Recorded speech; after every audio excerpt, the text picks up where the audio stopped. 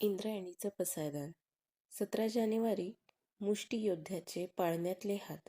लेखक डॉक्टर संतोष मोतीराम मुळावकर. अभिवाचक किमया संतोष मुळावकर. प्रत्येकाच्या मुठीत निसटू पाहणारे वाळूचे कण असतात. या कणात प्रवाह असतो क्षणांचा, क्षणाक्षणानं वाढणारा, क्षणाक्षणात बदलणारा, बदलता बदलता मागचं वळण मागं वळून पाहणारा, पुढच्या वळणासाठी आतुरलेला.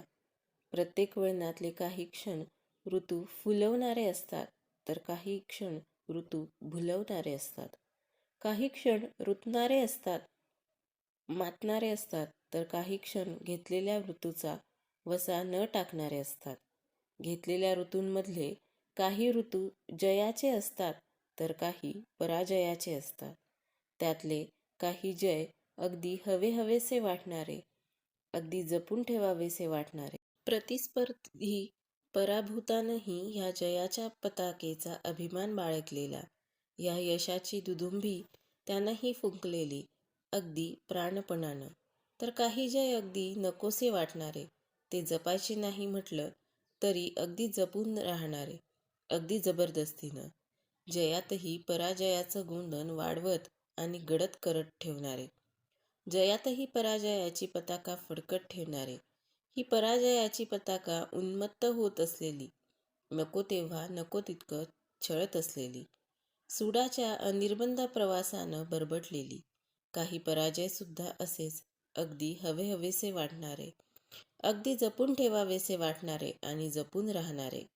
पराजयातही जयाची पताका डौलानं फडकत असलेली, ही जयाची पताका अधिक उद्दात्त झालेली, प्रत्येक वेळेला हवं तितकं हवं ते भान देणारी, मैत्रीच्या पावसानं बहरलेली.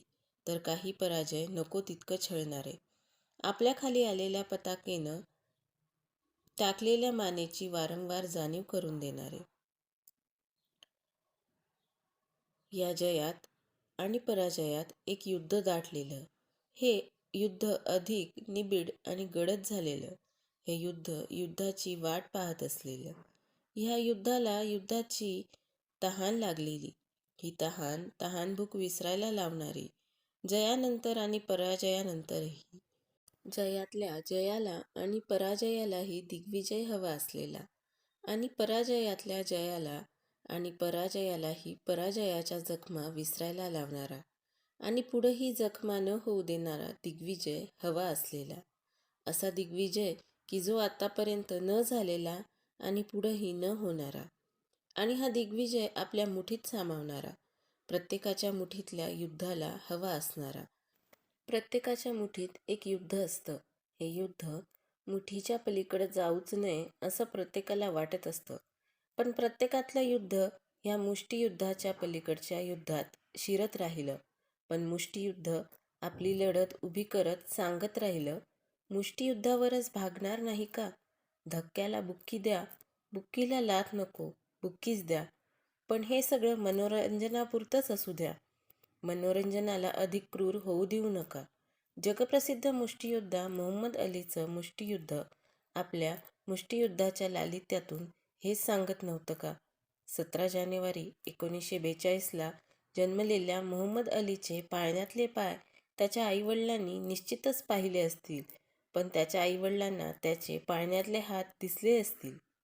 त्याच्या पाळण्यातल्या हातात मनोरंजनापुरतंच मुष्टियुद्ध असेल का?